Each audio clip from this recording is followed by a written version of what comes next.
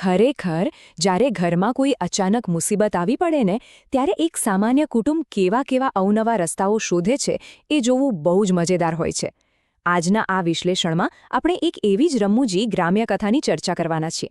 એક તાત્કાલિક સમસ્યા, એક બહુ મોટી કહેવાય ને કે માસ્ટર પ્લાન જેવી યોજના, અને છેલ્લે એક એવો ખજાનો જેની કોઈએ કલ્પના પણ નહીં કરી હોય. પૂર્વજોનો ખજાનો. નામ સાંભળીને જ કેવું ભવ્ય લાગે છે ને, પણ શું વાસ્તવિકતામાં એવો કોઈ ખજાનો હોય છે ખરો? ચાલો આ આખી ઘટનાને એકદમ મજાના અંદાજમાં સમજીએ. તો વાર્તાની શરૂઆત કંઈક આવી છે. હવે બરાબર ધ્યાન આપજો. ભૂપતજીના દીકરાની સગાઈ છે, અને એ પણ ક્યારે? આવતીકાલે જ. ઘરમાં લગભગ 25 જેટલા મહેમાનો આવવાના છે, અને તૈયારીઓ એકદમ પૂરજોશમાં છે. પણ બરાબર આ જ સમયે એક મોટો બોમ્બ ફૂટે છે. મંડપવાળાને જે રસોઈના મોટા વાસણોનો ઓર્ડર આપ્યો હતો ને, એણે છેલ્લી ઘડીએ હાથ ઊંચા કરી દીધા. સિઝન ફૂલ છે ભાઈ, બધા વાસણો બીજે જતા રહ્યા. હવે સૌથી મોટો સવાલ એ ઊભો થાય છે કે કાલે 25 લોકોની રસોઈ બનશે શેમાં? આ તો એવી પરિસ્થિતિ થઈ ગઈ કે ઘરમાં કોઈ પણ વડીલ હોય એના જીવ ઊંચા થઈ જાય. હવે પ્રસંગમાં વાસણની સમસ્યા ઊભી થઈ ગઈ એટલે આખા ઘરમાં દોડધામ મચી ગઈ. કુટુંબના બધા જ સભ્યો ભેગા થયા અને પોતપોતાના ઘરમાં તપાસ કરી. પણ અરે રે, આખા કુટુંબમાં કોઈના પણ ઘરે 25 લોકોને જમાડી શકાય એવડા મોટા તપેલા કે કડાઈઓ છે જ નહીં. સામાન્ય રીતે ઘરોમાં કેવું હોય, 15થી 20 માણસોનું જમી શકે એટલા જ વાસણો હોય ને.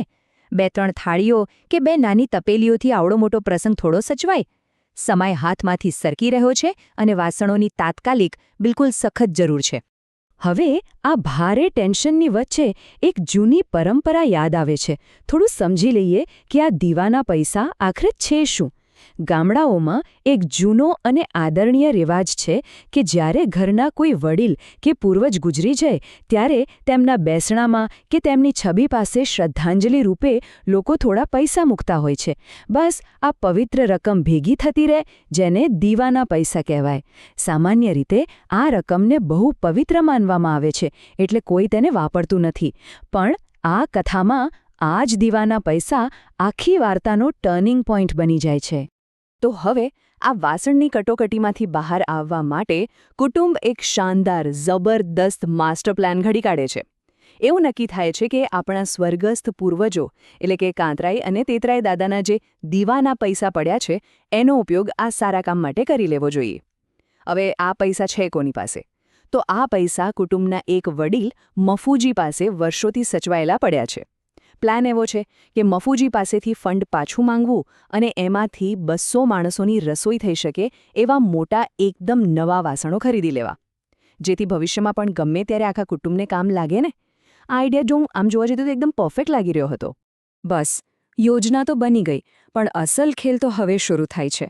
પૂર્વજોના ખજાનાની શોધ. પડકાર એ નથી કે પૈસા વાપરવા છે, પણ પ્રશ્ન એ છે કે મફુજી જેવો કડક માણસ, એમની પાસેથી આ પૈસા માંગવા જશે કોણ?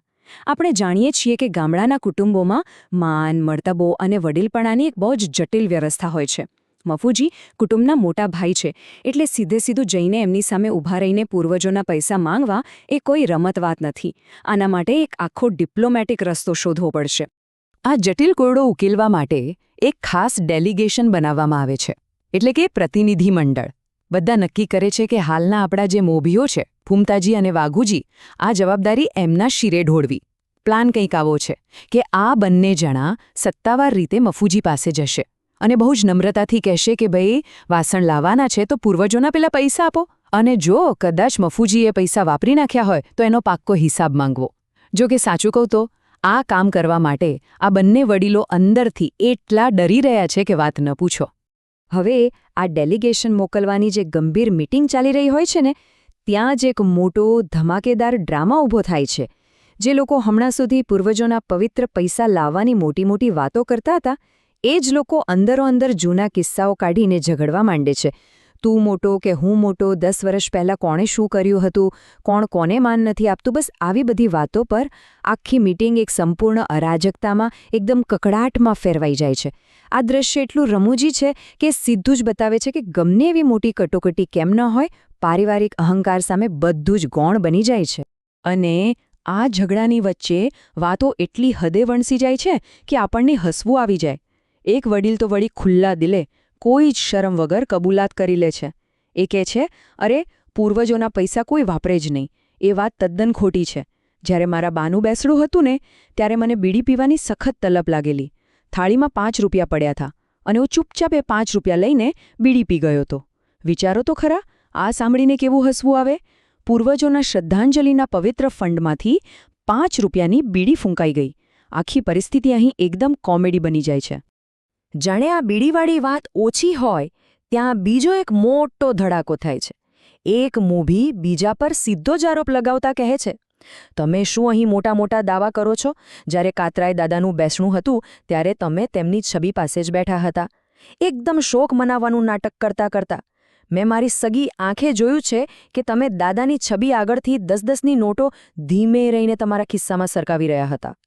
અરે બાપરે, આ સાંભળીને તો એવું જ લાગે કે આ પૂર્વજોના ખજાનામાં તો પહેલેથી જ બહુ મોટા ગાબડા પડેલા છે. હવે આ સ્લાઇડમાં જે વિરોધાભાસ છે ને એ ખરેખર જોવા જેવો છે. એક બાજુ બધાને ખબર છે કે પવિત્ર ફંડમાંથી પોતે જ કેટલી ચોરીઓ કરી છે, બીડીઓ પીધી છે, છતાં પણ અપેક્ષાઓ જુઓ આસમાને પહોંચેલી છે. તેઓ ગણતરી લગાવે છે કે કાતરાઈ અને તેતરાઈ દાદાના વખતથી ભેગા થયેલા આ દીવાના પૈસા ધીમે ધીમે વધતા વધતા ઓછામાં ઓછા 40,000 થી 50,000 રૂપિયા તો હશે જ. ભાઈ સાહબ, 50,000! તેઓ માને છે કે આટલા રૂપિયાથી તો આખા ગામના વાસણો આવી જશે.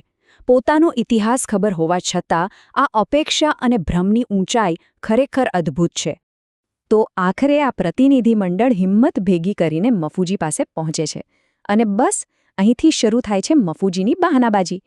0 મિનિટે તો એ સીધી જ ના પાડી દે છે કે ભાઈ, અત્યારે એ પૈસાનો કોઈ હિસ્સા મારી પાસે નથી. પણ જ્યારે બાકીના સભ્યો દબાણ કરે છે એટલે 15 મિનિટ પછી મફુજી કહે છે, જો મને 2 દિવસનો સમય આપો, કારણ કે એ પૈસા મેં ક્યાંક જમીનમાં સુરક્ષિત રીતે દાટેલા છે, મારે ખોદીને ગોતવા પડશે. અરે પણ કાલે તો મહેમાનો આવવાના છે. અંતે અડધા કલાકની માથાકૂટ અને આગ્રહ પછી જ્યારે બધા ભેગા થઈને બેસી જાય છે ત્યારે મફુજી ભારે હૈયે એ પવિત્ર થેલી લાવવા માટે સંમત થાય છે. અને હવે એક ઘડી આવી ગઈ છે જેની બધા કાગડોરે રાહ જોતા હતા. ખજાનાનો મોટો ખુલાસો. આખો પરિવાર આમ શ્વાસ રોકીને આંખો ફાડીને બેઠો છે. બધાના મનમાં પેલા 50,000 રૂપિયાના મોટા મોટા સપના રમી રહ્યા છે. મોટા તપેલા, કડાઈઓ જાણે આંખ સામે તરવરી રહ્યા છે. મફુજી એક જૂની ધૂળવાળી થેલી લઈને આવે છે. વર્ષોથી સાચવેલો આ પૂર્વજોનો ખજાનો હવે આખા કુટુંબની હાજરીમાં ધીમે ધીમે ખુલવા જઈ રહ્યો છે. એક એક ગાંઠ એટલી ધીમેથી છોડવામાં આવે છે કે ઉત્કંઠા એકદમ ચરમસીમા પર પહોંચી ગઈ છે. છેવટે થેલી ખુલે છે. અંદરથી સિક્કાઓનો ખણખણાટ સંભળાય છે અને બધા આતુરતાથી ગણતરી કરવા બેસી જાય છે. તો દિલ થામીને બેસજો, કારણ કે સૌથી મહત્વનો ખુલાસો હવે થાય છે. આટલી મોટી અપેક્ષાઓ, આટલી લાંબી ચર્ચાઓ અને મફુજીના આટલા મોટા બહાનાઓ પછી આખા ખજાનાનો કુલ સરવાળો નીકળે છે માત્ર 38 રૂપિયા. સાંભળ્યું? જી હા, માત્ર 38 રૂપિયા અને 80 પૈસા. ક્યાં 50,000 રૂપિયા અને ક્યાં 38 રૂપિયા? આ આંકડો સાંભળતા જ આખી સભા એકદમ સ્તબ્ધ થઈ જાય છે. કોઈના મોંમાંથી શબ્દ નથી નીકળતો. દાયકાઓનો આ કહેવાતો ભવ્ય ખજાનો માત્ર 38 રૂપિયામાં સમેટાઈ ગયો. શું વાત છે! અને આખી ઘટના બહુ જ સુંદર રીતે એ દર્શાવે છે કે વાસ્તવિકતા કેટલી કઠોર અને સાથે સાથે કેટલી રમૂજી હોઈ શકે છે. હવે આવું કેમ બન્યું? આટલી નાની રકમ કેમ નીકળી?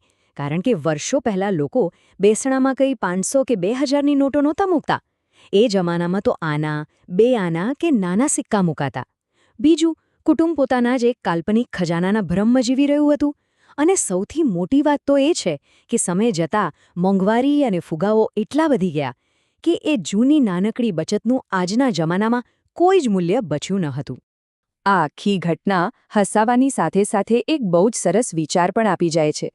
ઘણીવાર આપણે જૂની પરંપરાઓ કે પૂર્વજોની સંપત્તિ વિશે એટલા મોટા મોટા ભ્રમ પાડીને બેસીએ છીએ જે આજના વાસ્તવિક સમયમાં જરાય કામ આવતા નથી. છેવટે જુઓ ને, ખજાનો સાવ ખાલી નીકળ્યો. અને 38 રૂપિયામાં તો અત્યારે 4 કપ ચા પણ ના આવે. મોટા વાસણો તો બહુ દૂરની વાત છે. તો હવે સૌથી મોટો સવાલ એ જ ઊભો રહે છે કે કાલે જે 25 મહેમાનો આવવાના છે એમનું જમવાનું કેવી રીતે બનશે? એ તો હજુ પણ એક કોયડો જ છે, ખરું ને? ચાલો ફરી મળીશું આવા જ એક નવા અને રસપ્રદ વિશ્લેષણ સાથે.